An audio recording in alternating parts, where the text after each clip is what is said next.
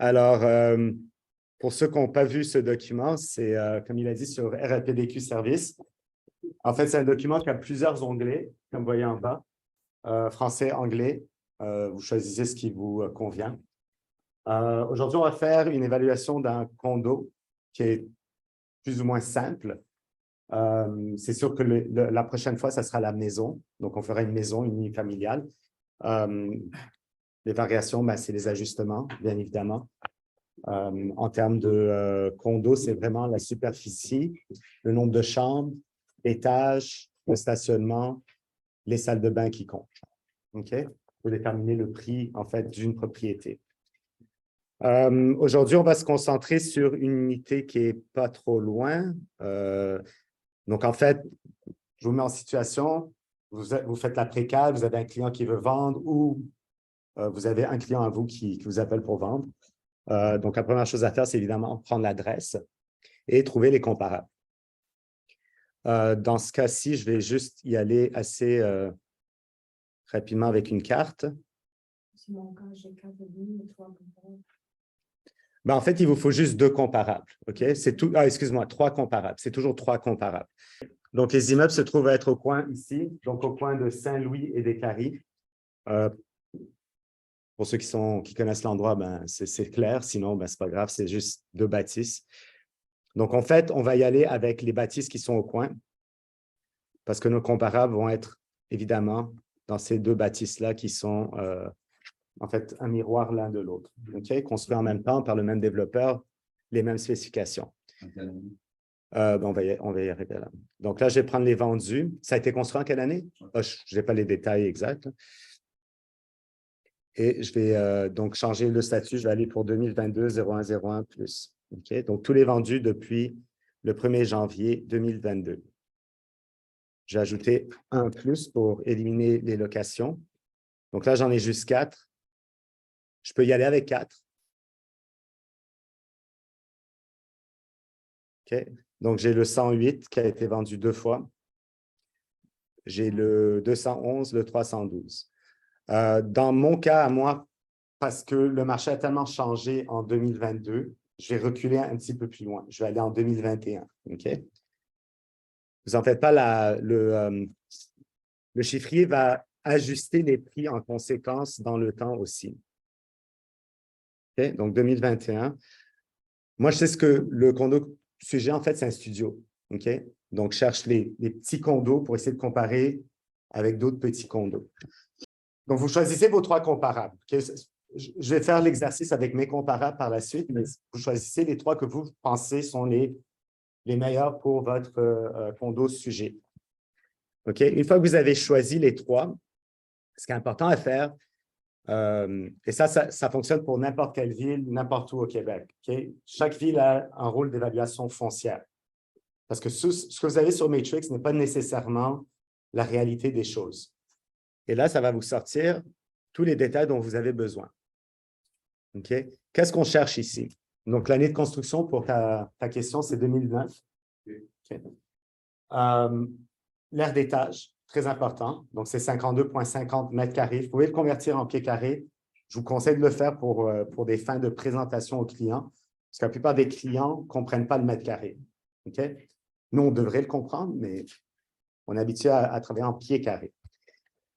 Donc, ce qui est important, c'est le chiffre qui est là. Et évidemment, la valeur de l'immeuble en bas ici, qui est la dernière évaluation foncière de la ville. OK? Donc, vous allez faire ça pour vos 3 comparables. Vous allez prendre cette information-là et là, vous allez la rentrer en fait dans le chiffrier Excel. Donc, en haut, qu'est-ce qu'on va mettre en haut? Ben, on peut mettre les numéros d'unité. Donc, moi, j'ai la 106, la 107, la 403 et mon unité sujet qui est la 104. Okay? Vous pouvez mettre l'adresse au complet. C'est à vous de voir comment vous voulez. Ça, ce n'est pas très important, c'est juste l'adresse. Okay? Dans ce cas-là, c'est assez simple parce que toutes mes unités sont dans la même bâtisse. Donc, mes ajustements, par exemple, les dates de construction, si c'était 2009 pour la mienne, et les autres, c'était 2000, je sais pas, 2000 ou 1980, mais c'est sûr que le chiffrier Excel va ajuster aussi les prix en conséquence de l'année de construction. Okay? Mais généralement, les condos, du moins dans des endroits assez denses, vous allez trouver des comparables dans la même bâtisse ou des bâtisses adjacentes. Alors, dans les condos, on ne s'occupe pas de la taille du terrain, pas comme dans les maisons. Les maisons, c'est très important, la taille du terrain et la superficie habitable. Condo, ce n'est pas important. Mais pour que le chiffré fonctionne, vous devez mettre une valeur de 1. OK? C'est obligé, là, sinon ça ne va pas marcher votre affaire. Donc là, avec l'évaluation foncière, mes mètres carrés, je les ai convertis en pieds carrés, right? OK. Donc, le premier, c'est 565, le deuxième, c'est 502, 755, et mon sujet, c'est 498. Évaluation du terrain, ben, on va mettre 1 encore. Oups. On remplit juste les cellules qui sont blanches. Et par la suite, donc ici, l'évaluation du bâtiment, ben, ça va être la combinaison qui se trouve être celle en bas, ici. Pas 217, le total, 275 800. Donc, 275 800, 257 500, 372 800. Encore une fois, c'est les valeurs d'évaluation foncière en date d'aujourd'hui ou les dernières que la ville a sur son site. Prix vendu. Donc, faites attention à ce qui va se passer ici, OK? Parce qu'une fois qu'on met le prix vendu, ça ajuste les prix en conséquence pour la valeur de l'immeuble et la valeur au pied carré dans le temps. Donc, celui-là, c'est vendu à 290 000. Vous voyez ce qui arrive en bas? Donc, ça calcule la valeur avec mon prix de vente selon l'évaluation foncière. Très important quand on rentre dans les maisons, parce que c'est ça qui va déterminer le pied carré habitable et le pied carré de terre. 320 000. Et le dernier, c'est vendu à 380 000. Date de vente. Encore une fois, super important de mettre la bonne date parce que ça change les valeurs. Donc, celui-là, c'est vendu en 2021. Celui-là, c'est vendu en 2022. Le format est important aussi. Hein? Donc, c'est année, mois, jour. Que ce soit en anglais ou en français, c'est toujours comme ça. OK? Et le dernier, 2021, il s'est vendu en juin. Là, ici, c'est la date d'aujourd'hui. Je fais ça aujourd'hui. Right? Alors, 2023, 03, 27. C'est ça? Oui. Vous voyez, ça a changé les deux autres aussi. Parce qu'évidemment, si je fais ça aujourd'hui, ben, ils sont tous en date d'aujourd'hui. Et donc, là, il me manque la valeur la médiane, donc la variation de prix médiane depuis 12 mois. Donc, c'est dans ce secteur-là. Vous savez tous comment sortir cette valeur-là?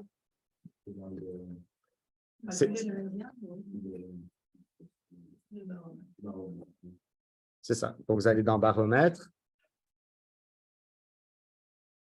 Et à partir d'ici, vous choisissez, en fait, votre ville et la médiane de condo. OK? Donc, ici, c'était 8 %. OK? Jusqu'à là, ça va?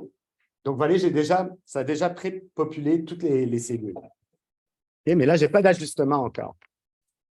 Donc, pour l'instant, ça me dit quoi? Ça me dit que la valeur de ce condo est à 300 000 à peu près. Et là, je vais remplir donc les plus ou les moins qu'il y a. Ils ont tous un garage. Okay? Donc, ils ont tous un garage ici. Je peux mettre 1 ou je peux le laisser à 0, ça ne va rien changer. Parce que vous voyez, si je mets 1 partout, ça donne 0. OK? Même chose dans les salles de bain. Ils ont tous une salle de bain. Je peux le mettre, ça ne change rien. Salle d'eau, j'en ai pas. Maintenant, chambre à coucher, là, ça va changer. 1, 1, 2 et 1. Donc, ça diminue la valeur de mon unité de 4 000 $. C'est mon ajustement. OK? Par la suite, qu'est-ce qui reste ici? Il reste l'étage, qui est très important. Donc, l'étage, le premier, le quatrième et le premier. Ajustement, donc, de 6 000. Les autres facteurs, donc ici, les autres facteurs que vous voyez ici, comme je vous ai dit, s'ils ont tous un garage détaché, laissez-le à 0 ou mettez 1. Ça ne va rien changer dans le document. Juste pour la différence. Oui. Donc, si par exemple le 403 avait 2 garages, ben là, il aurait fallu mettre 1, 1, 2, 1. Et puis là, ça aurait ajusté la valeur. Même chose avec des salles d'eau. Chambre à coucher, bon. Et après, le reste, bon, piscine creusée, piscine en sol, ça, c'est des maisons. Air climatisé, c'est pas mal standard que les condos aient de l'air climatisé. L'étage, très important. Sous-sol, ça va être pour vos maisons. L'état de la maison, alors, ça, généralement, dans les condos, on ne change pas parce que, c'est dans la même bâtisse. C'est plus dans les maisons. Parce que c'est très rare d'avoir 2 maisons identiques comme comparables. Okay? Donc là, vous pouvez ajuster en disant oui, c'est habitable, c'est en super bonne condition. Ça rétablit un petit peu le prix. Okay? L'année de construction, pour répondre à ta question, très important encore dans des maisons ou si le condo, et vous comparez avec une autre bâtisse qui n'est pas construite en même temps. Moi, j'ai rajouté cette ligne qui est miscellaneous, donc c'est des ajouts. Okay? Moi, j'ajuste par la suite. Si je veux, j'ajoute un 10 000, j'enlève un 10 000. Cette ligne a été ajoutée l'année dernière. Et donc là, en bas, vous allez avoir la valeur de votre propriété. OK? Donc ça, c'est une méthode qui est utilisée aussi par des évaluateurs agréés. OK? La deuxième méthode qu'eux vont utiliser, que nous, on n'utilise pas, c'est le coût de reconstruction. OK? Mais en rouge, c'est le prix que vous allez essayer d'inscrire à la propriété. OK? En fait, c'est le prix que ça vaut sur le marché avec les comparables que vous avez utilisés. Et d'expérience, ce prix-là, vous êtes à 5 Up, 5 down. Pas plus que 5 Même chose avec les évaluateurs agréés. Ils sont toujours à un 5 de variation. C'est très rare que notre prix ici soit très différent du prix de l'évaluateur de la banque. Parce que vous savez, ils envoient souvent un évaluateur faire une évaluation. Donc, on est généralement dans le 5 de différence. OK? Vous avez vu comment c'est assez simple à gérer. OK? Donc, ça, c'est les condos. Maintenant, ça ne prend pas en considération la vue, ça ne prend pas en considération certains items, genre, est-ce qu'il y a un ascenseur, est-ce qu'il y a…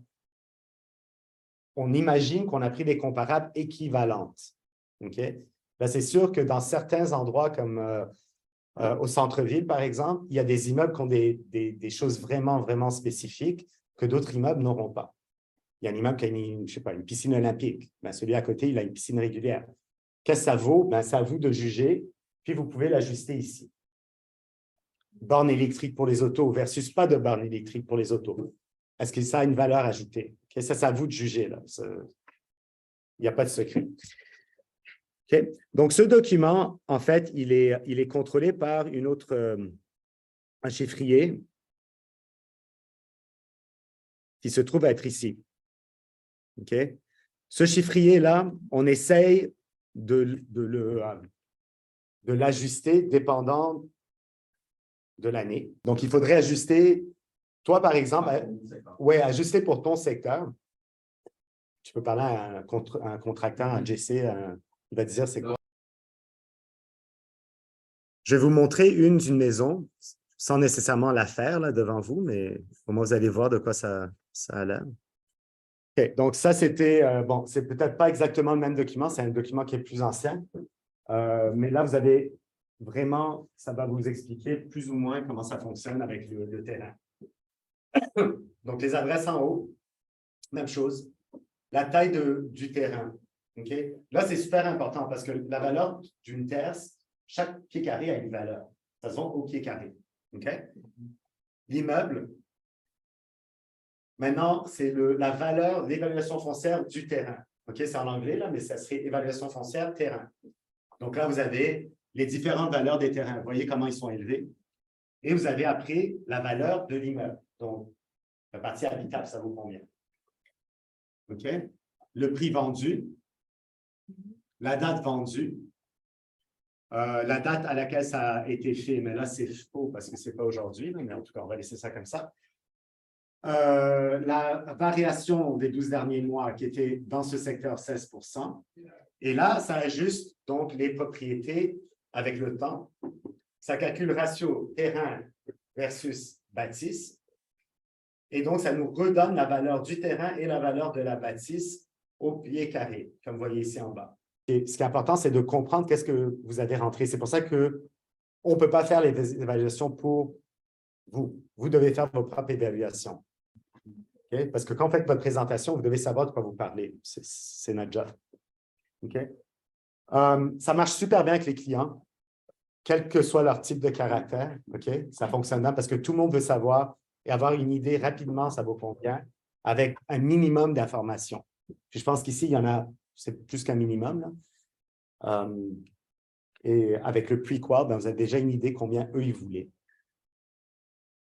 Okay? Donc, ça vous donne une bonne idée comment fonctionner pour les évaluations. C'est sûr que si vous rentrez dans des évaluations, par exemple, à l'extérieur d'une zone dense, ça va être beaucoup plus difficile parce que là, vous devez comparer des maisons qui sont peut-être pas du tout pareilles. Par exemple, Saint-Hilaire, j'imaginais qu'il n'y en a pas, ils ne sont pas très proches. Donc, tu dois aller vraiment chercher d'autres vendus qui sont dans une zone beaucoup plus élargie. La base, c'est les comparables. Une fois que vous avez de bonnes comparables, ce que vous allez rentrer dans votre document, ce qui va sortir, ça va être correct. C'est sûr que les premiers, ça prend plus de temps. Mais honnêtement, une fois que vous êtes habitué à le faire, vous en avez pour 15 à 20 minutes. Moi, je vous avoue que j'imprime juste 7 pages de ce document. J'ai ma propre présentation à moi. Il y a beaucoup de conseillers qui ont fait leurs propres templates, finalement. Donc, ça, c'est un autre cours qu'on va donner aussi. C'est comment bâtir votre paquet VIP ou votre analyse de marché, là, comme je voulais l'appeler, ça changerait. La CM, CMA, etc. Est-ce que vous avez des questions sur ça ou n'importe quoi d'autre?